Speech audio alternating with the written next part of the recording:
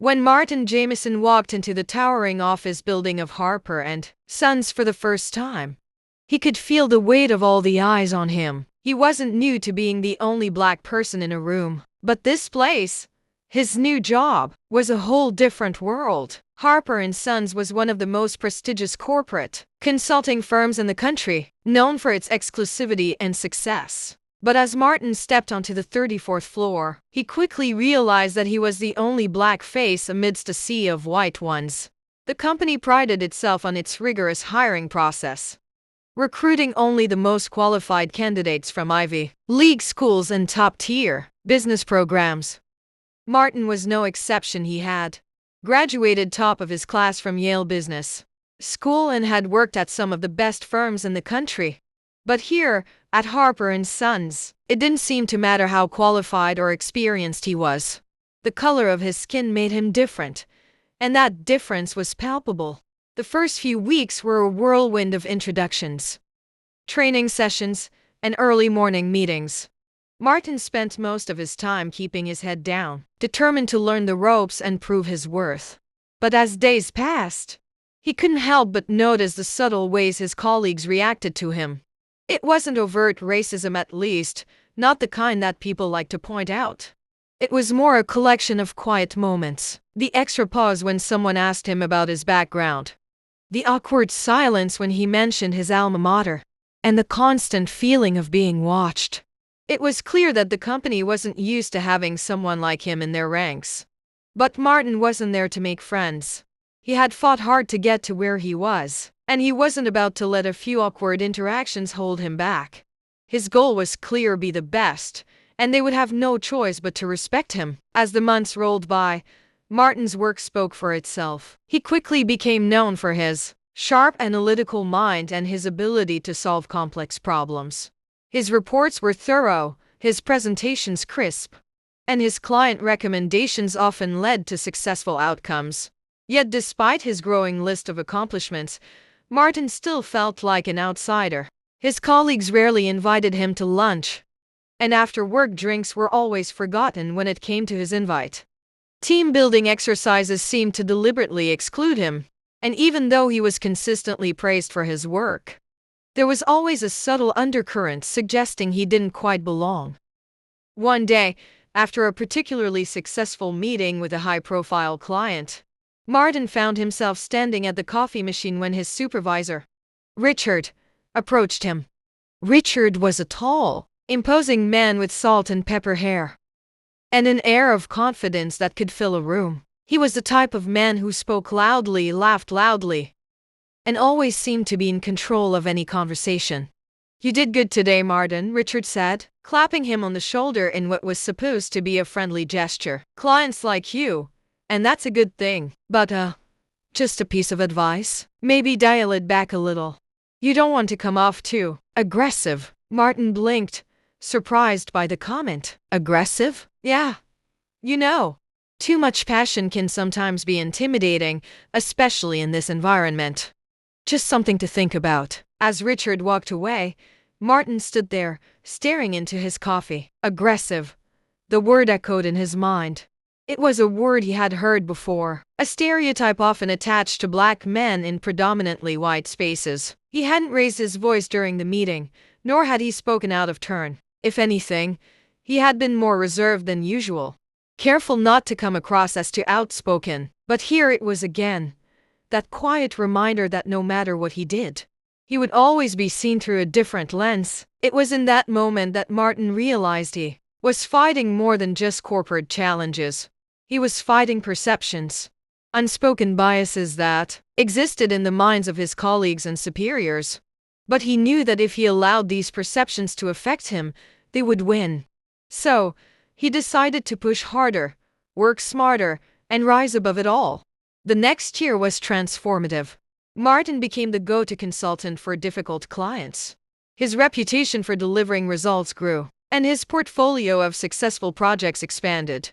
He developed relationships with high-level executives, both within the company and with clients, earning their trust and respect. And yet, the social isolation at work remained.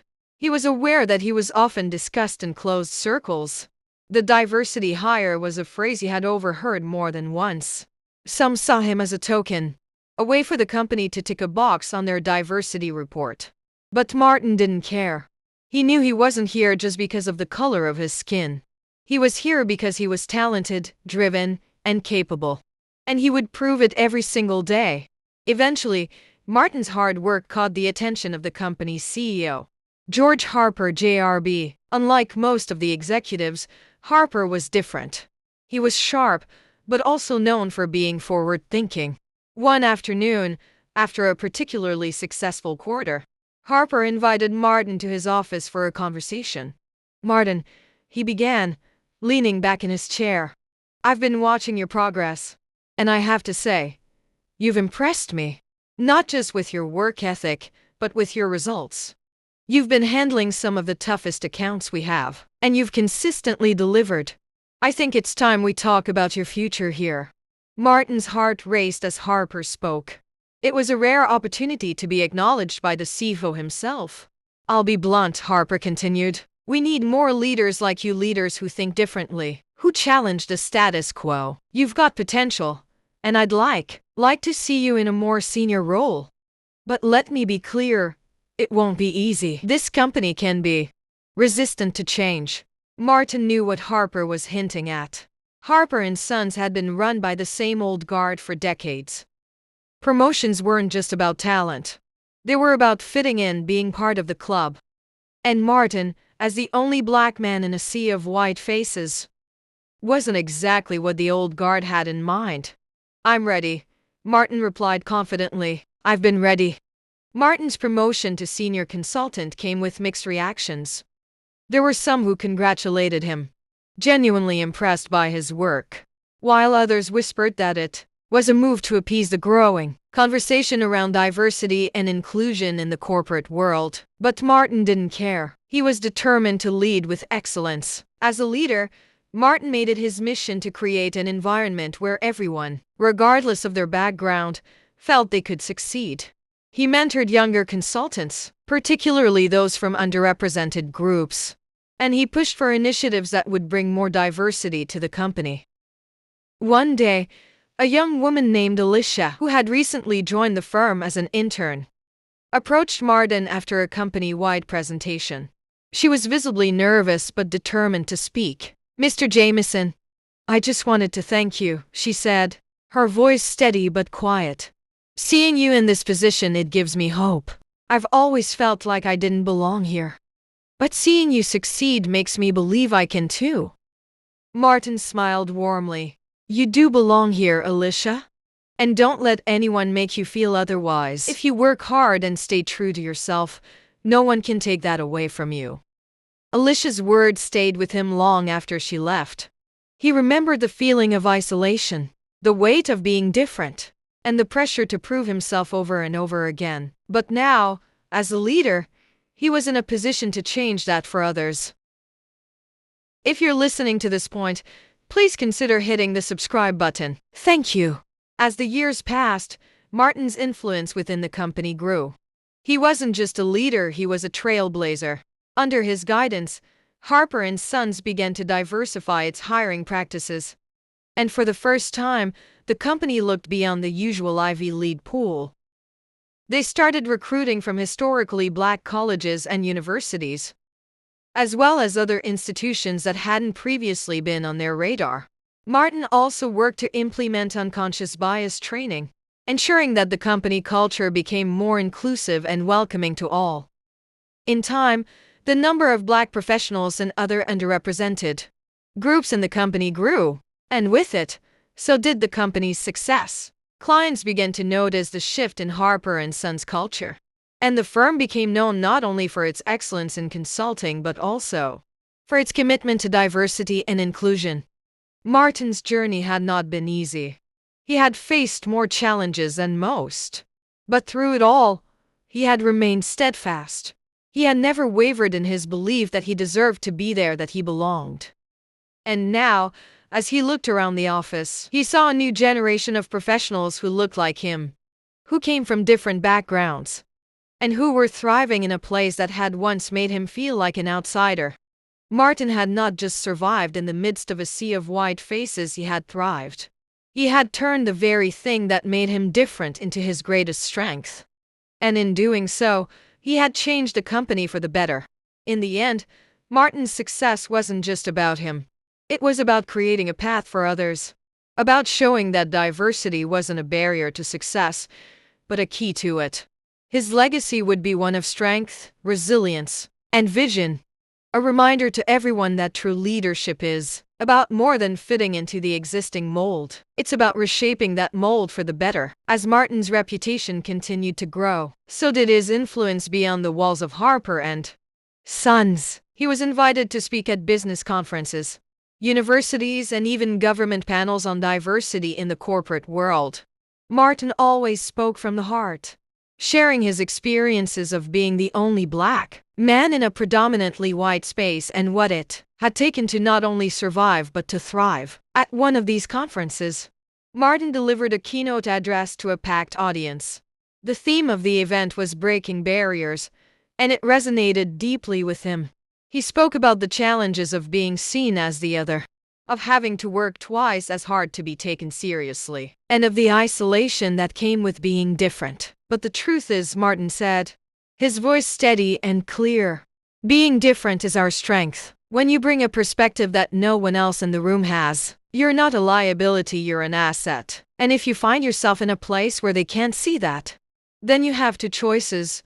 You either change the place, or you change yourself. And I chose to change the place. The audience erupted into applause, but Martin wasn't finished. The key to breaking barriers isn't just about climbing the ladder. It's about looking down, seeing who's behind you, and making sure they have the tools and the opportunities to climb with you. Because if we don't lift as we rise, then we failed. It was a message that resonated far and wide. After the conference, Martin was approached by numerous young professionals, many of whom had faced similar struggles. They asked for advice, mentorship, and guidance, and Martin was more than willing to help. He understood now that his success was no longer just about proving himself to others. It was about creating a ripple effect, about ensuring that the next generation didn't have to face the same obstacles he had. He had broken through the glass ceiling, but now it was time to shatter it completely so that it couldn't be rebuilt for others. As Martin continued to rise within Harper & Sons, his role in shaping the future of the company became undeniable. Eventually, George Harper Jr.B. approached him with an offer that would change everything. A partnership. I want you to be part of the executive leadership team, Harper said during a private lunch meeting. You've proven time and again that you're not just a great consultant, you're a visionary. This company is better because of you, and I want you to help lead it into the future. The offer was monumental. It was a seat at the table Martin had once only dreamed of, a chance to make real, lasting change at the highest levels. But with the offer came new responsibilities, new pressures, and new scrutiny. He knew that as one of the few Black executives in such a prestigious firm, every move he made would be watched, dissected, and judged. But Martin also knew that this was an opportunity he couldn't pass up. Let's do it, Martin said, shaking Harper's hand. The transition into the executive leadership team was challenging, but Martin was prepared. He had spent years honing his skills, building relationships, and proving his worth. Now, as a partner, he was in a position to drive even more significant change within the company. One of Martin's first initiatives as a partner was to establish a formal mentorship and sponsorship program for underrepresented employees. He knew firsthand how important it was to have advocates within the company, people who would not only mentor but actively push for the success of others. The program was a huge success, and within a few years, it became one of the defining features of Harper & Sons. As time went on, Harper & Sons transformed from a company that had once been criticized for its lack of diversity to one that was seen as a leader in inclusion and equity. The firm's profits soared, not just because of the new clients they attracted, but because the diverse perspectives brought in fresh ideas and innovative solutions. Martin's legacy was undeniable. He had not only risen to the top of his profession, but he had also opened doors for countless others. The face of Harper and Sons began to change. No longer was it just a sea of white faces. People from all backgrounds, ethnicities, and walks of life were now represented at all levels of the company. But Martin's legacy extended far beyond Harper and Sons. His story became an inspiration to many, especially to those who found themselves in environments where they were the only ones like them. He became a symbol of resilience, a reminder that success wasn't just about fitting in. It was about standing out and using that difference to make a meaningful impact. Martin's family and friends often asked him how he managed to stay so grounded through it all, how he remained true to himself despite the pressures of his career. He would always smile and say the same thing: "I never forgot where I came from, and I never let them define who I was." Years later, as Martin prepared to step down from his leadership role to focus on philanthropy and mentoring full-time, he reflected on his journey. It had been a long and difficult road, filled with challenges he hadn't anticipated and obstacles he hadn't always known how to overcome.